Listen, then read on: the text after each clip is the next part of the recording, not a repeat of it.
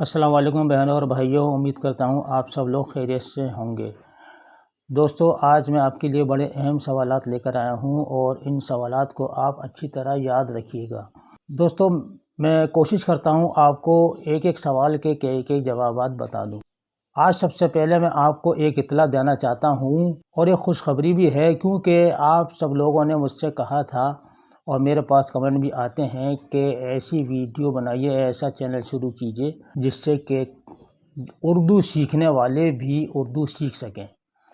تو ہم نے اس کا اہتمام کیا ہے، اردو یعنی کہ زیرو سے اردو سکھانے کے لیے کس طریقے سے اردو سیکھی جائے گی، ہاؤ ٹو لرن اردو۔ اس کے لیے ہم نے آپ کے لیے پوری طرح سے اہتمام کیا ہے۔ انشاءاللہ جلد سے جلد ویڈیو لے کر آئیں گے۔ آپ کی کیا رائے ہے کمنٹ باکس میں ہمیں ضرور لکھ کر بھیجیے گا۔ انشاءاللہ جلد سے جلد آپ کی یہ تمنا، آپ کی یہ خواہش بھی پوری ہو جائے گی۔ چلیے کلاس کو شروع کرتے ہیں۔ سب سے پہلا سوال، ہم اس سے پہلے ویڈیو میں آپ کو بتا چکے ہیں، 21ویں سوال سے یہاں یہ کلاس شروع ہوتی ہے۔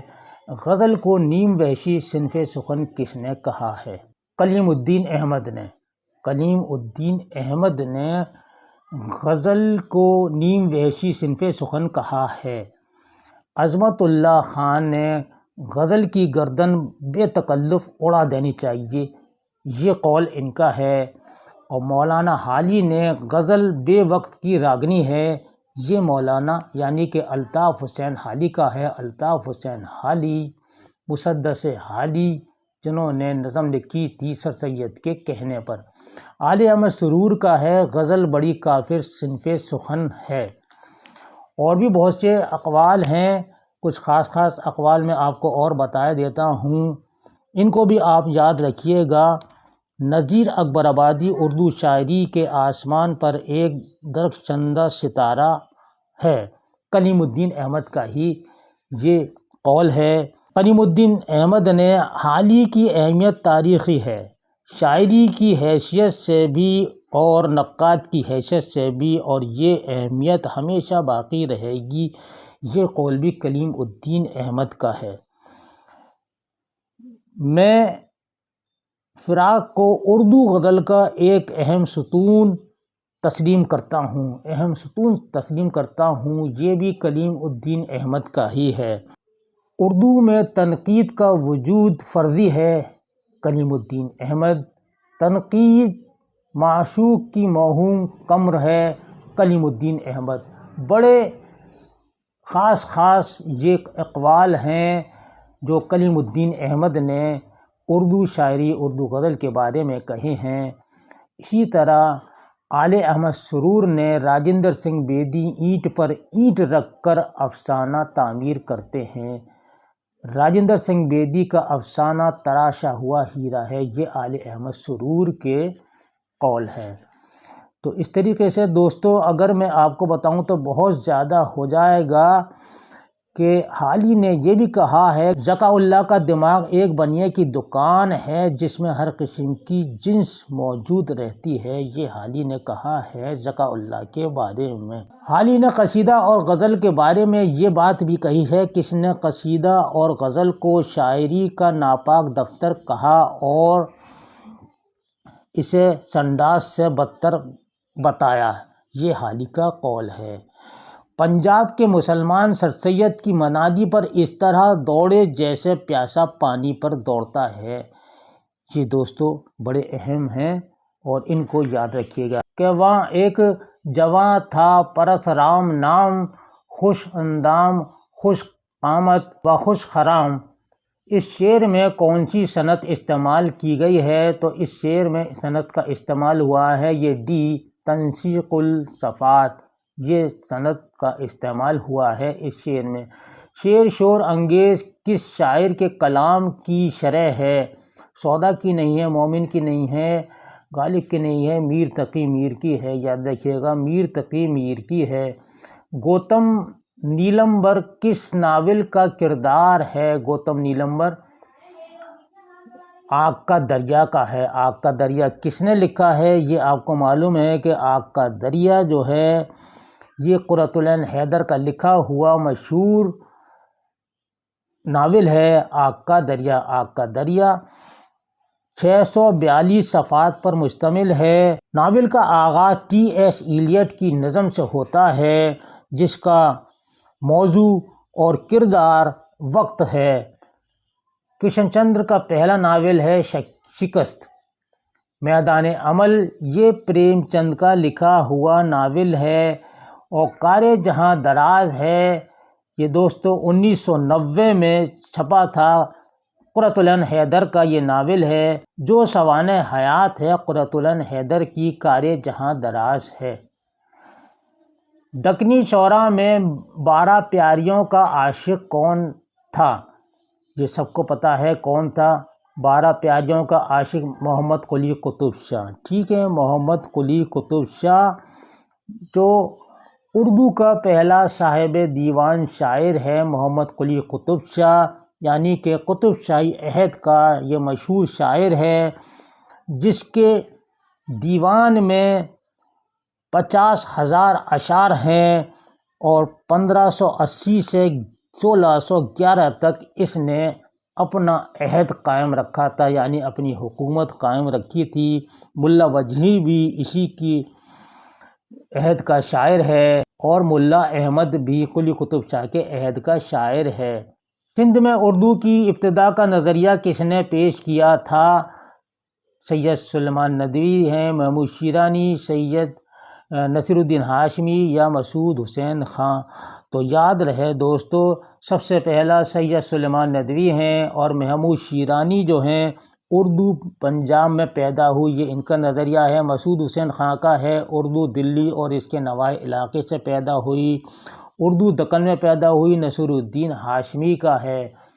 اس کے علاوہ بھی دوستو بہت سارے ہیں۔ اردو برج بھاشا سے نکلی، محمد حسین آزاد کا ہے۔ اردو کھڑی بولی سے نکلی، شوکت سبزواری نے کہا ہے۔ اردو ہریانوی سے نکلی ہے، محی الدین قادری زور کا قول ہے۔ اردو کا حوالہ وادی سندھ میں تیار ہوا، سید سلیمان ندوی ہیں۔ اردو کی جنم بھومی اڑیسہ ہے، ڈاکٹر بخاری ہیں۔ اردو مگਧ سے نکلی ہے، اختر اورینوی نے کہا ہے۔ اور اردو دلی کی زبان ہے، سر سید احمد خان نے یہ بات کہی ہے کہ اردو دلی کی زبان ہے۔ زمانی اعتبار سے کون سی ترتیب صحیح ہے؟ ناول، داستان، رپورتاج، مختصر افسانہ، ان میں سے کون سا ہے؟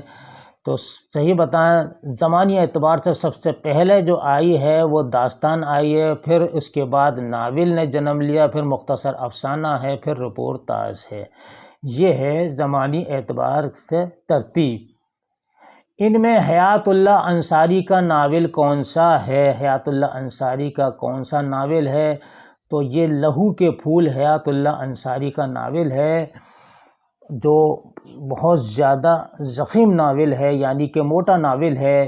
ایران میں اجنبی کس شاعر کا مجموعہ کلام ہے؟ ایران میں اجنبی تو دوستو یہ ہے نون میم راشد کا، یعنی کہ نظر محمد راشد ان کا اصل نام ہے۔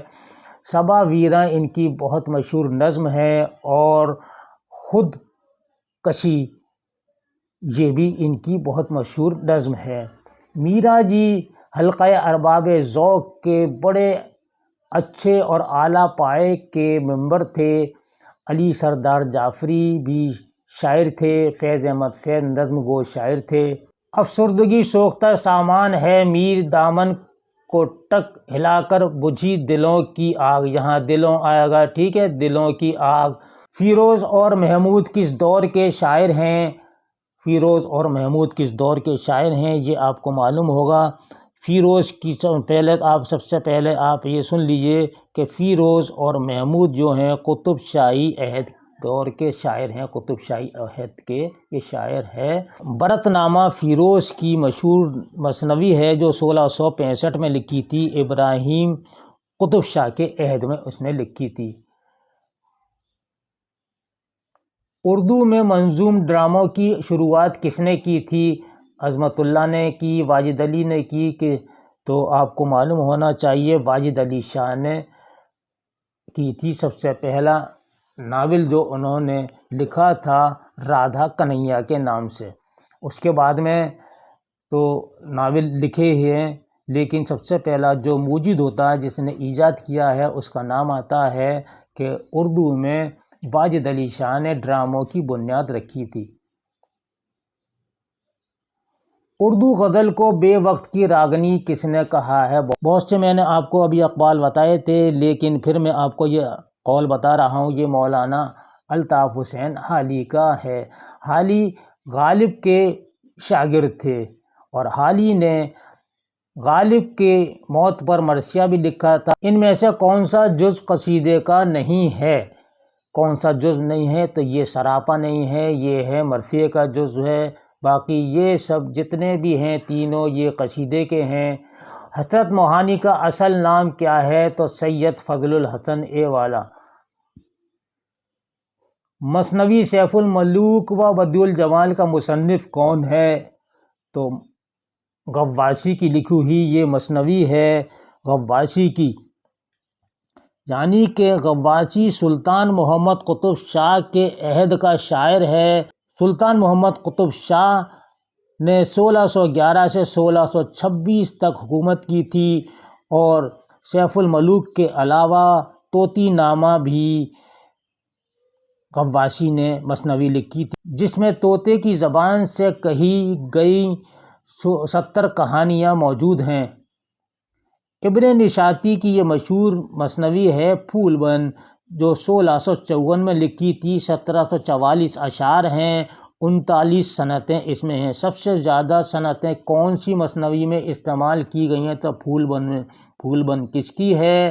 ابن نشاطی کی مثنوی ہے پھول بن، اور عبداللہ قطب شاہ کے عہد کا ہے۔ عبداللہ قطب شاہ اور محمد قلی قطب شاہ کا دور دونوں میں اس نے دیکھا ہے۔ ابن نشاطی عبداللہ قطب شاہ کے عہد کا شاعر ہے۔ ان میں سے حالی کی تصنیف کون سی ہے؟ تو ان میں سے مجالس النساء جو ہے یہ الطاف حسین حالی کی لکھی ہوئی ہے۔ کتاب ترقی پسند ادب کا مصنف کون ہے؟ 39واں یہ سوال ہے، تو اس کا صحیح جواب ہے عزیز احمد۔ عزیز احمد کی لکھی ہوئی یہ کتاب ہے۔ سجاد ظہیر ترقی پسند تحریک کے بانی ہیں، اور خلیل الرحمن اعظمی کا انتقال علی گڑھ میں ہوا، اور ان کے گھر کا نام ہے اردو باغ، سر سید نگر، علی گڑھ میں آج بھی موجود ہے۔ قصیدے کے لیے ضروری ہے، کیا ضروری ہے قصیدے کے لیے؟ یعنی کہ بلند تخیل اور شوکت الفاظ، یہ قصیدے کے لیے لازمی ہے۔ جوگن کا کردار کس مثنوی میں ملتا ہے؟ جوگن کا کردار سحر البیان میں، اور سحر البیان کے مصنف ہیں، یعنی سحر البیان کے شاعر ہیں میر حسن۔ میر حسن سحر البیان کے شاعر ہیں، اور دبستان لکھنؤ کے شاعروں میں شمار کیا جاتا ہے۔ گلزار نسیم سحر البیان کے جواب میں لکھی گئی تھی، گلزار نسیم، اور اس کے شاعر ہیں پنڈت دیا شنکر نسیم۔ اور پھول بن ابن نشاطی کی ہے، جس میں 39 صنعتیں استعمال کی گئی ہیں، اور 1654 میں یہ لکھی گئی تھی پھول بن، جس میں 1744 اشعار ہیں۔ مرزا غالب کا سن وفات کیا ہے؟ مرزا غالب کا سن وفات کیا ہے؟ تو 1869 میں آپ کا انتقال ہوا تھا۔ اندو کس افسانے کا کردار ہے؟ تو اندو جو ہے اپنے دکھ مجھے دے دو کا کردار ہے اندو یہ ہیروئن ہے اس افسانے کی، اپنے دکھ مجھے دے دو، اور مدن اس کا شوہر ہے جو ہیرو ہے، اور اپنے دیور اور نند کی یہ شادی کرتی ہے، پاشی ہے اس کا دیور۔ اور لاجونتی، یہ لاجونتی جو ہے بیدی کا لکھا ہوا افسانہ ہے، یہ لاجونتی ہیروئن ہے، اور اس کا ہیرو جو ہے سندر لال ہے۔ ہتک جو ہے یہ افسانہ منٹو کا ہے، اور بھولا بھی منٹو کا لکھا ہوا افسانہ ہے۔ ان میں سے کون سا افسانہ کرشن چندر کا نہیں ہے؟ تو ان میں سے کون سا افسانہ کرشن چندر کا نہیں ہے؟ آدھے گھنٹے کا خدا یہ کرشن چندر کا نہیں ہے، باقی سب مہالکشمی کا پل، آخری کوشش، جامن کا پیڑ، یہ کرشن چندر کے لکھے ہوئے افسانے ہیں۔ ان میں سے احتشام حسین کا مرتبہ کتاب کون سی ہے، یعنی مرتب کی ہوئی کتاب کون سی ہے، کون سی ترتیب دی ہے؟ ان میں سے تنقیدی نظریات، یہ ان کی مرتب کی ہوئی کتاب ہے احتشام حسین کی۔ حیرہ ہوں دل کو روؤں کہ پیٹوں جگر کو میں، مقدور ہو تو ساتھ رکھوں نوحِ گراں، نوحِ گر، یہ لکھا جائے گا یہاں پر نوحِ گر۔ ان میں سب سے قدیم کتاب کون سی ہے؟ کربل کتھا، باغ و بہار، قصہ مہر افروز و دلبر، یا مثنوی قدم راؤ پدم راؤ؟ تو صحیح جواب ہے قدم راؤ پدم راؤ۔ قدم راؤ پدم راؤ بہمنی عہد کی پہلی مثنوی ہے جس کے شاعر ہیں فخر الدین نظامی۔ ان میں سے کون کردار مثنوی سحر البیان کا نہیں ہے؟ دیکھیے، بے نظیر بھی ہے، بدر منیر بھی ہے، نجم النساء بھی ہے، اور مہتاب رخ یہ نہیں ہے۔ شعر مکمل کیجئے۔ دیدنی ہے شکستگی دل کی، کیا عمارت غموں نے ڈھائی ہے، یہ لکھا جائے گا یہاں پر کیا غموں نے ڈھائی ہے۔ 50واں سوال ہے، تذکرہ نکات الشعراء کس زبان میں لکھا گیا تھا؟ تو فارسی زبان میں لکھا گیا تھا دوستو، فارسی زبان میں، اور 1752 میں۔ کب لکھا گیا تھا اگر پوچھ لیں سن اس کی، تو 1752 میں لکھا گیا تھا نکات الشعراء، اور اس کے شاعر ہیں میر تقی میر۔ اور دوستو، اردو زبان میں سب سے پہلا تذکرہ کس نے لکھا تھا؟ تو وہ بھی آپ یاد رکھیں، تذکرہ گلشن ہند کے نام سے لکھا تھا 1801 میں مرزا علی لطف نے، اور یہ تذکرہ لکھا گیا تھا فورٹ ولیم کالج میں، یعنی کہ گلکرسٹ کے کہنے پر، گلکرسٹ کی فرمائش پر مرزا علی لطف نے تذکرہ گلشن ہند کے نام سے لکھا تھا۔ دوستو، یہ تھا ہمارا آج کا لیکچر۔ اس میں سے جو بھی سوالات ہم نے آپ کو پڑھائے ہیں، یہ سوالات آپ کو کیسے لگے، اپنی قیمتی رائے سے ہمیں ضرور لکھ کر بھیجیے گا، اور ساتھ میں یہ بھی لکھیں کہ ہم اردو سیکھنے والوں کو جو حروف تہجی سے اردو سیکھنا چاہتے ہیں، یعنی کہ زیرو سے اردو سیکھنا چاہتے ہیں، وہ کتنے لوگ ہیں وہ کمنٹ باکس میں لکھیں، اور انشاءاللہ میں سمجھتا ہوں کہ آپ کے گھر میں بھی کچھ بچے ایسے ہوں گے جو اردو پڑھنا، سیکھنا، لکھنا، بولنا چاہتے ہوں گے۔ ان سب کی فرمائش کو مد نظر رکھ کر ہم نے یہ فیصلہ کیا ہے، انشاءاللہ جلد سے جلد ہم ویڈیو کو لے کر حاضر ہوں گے۔ آپ کے کمنٹ کا ہمیں انتظار رہے گا۔ اللہ حافظ۔